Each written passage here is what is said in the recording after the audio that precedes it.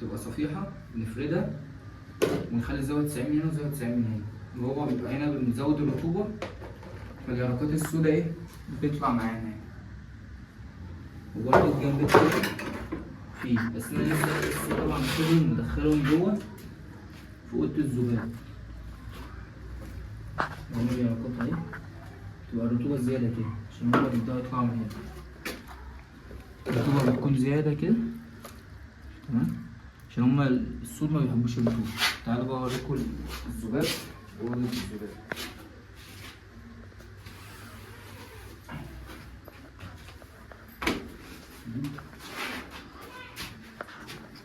ده الذباب اهو، في منه بدأ يتحول، في ذباب بدأ يتحول. الذباب اهو، هما كام واحدة بس.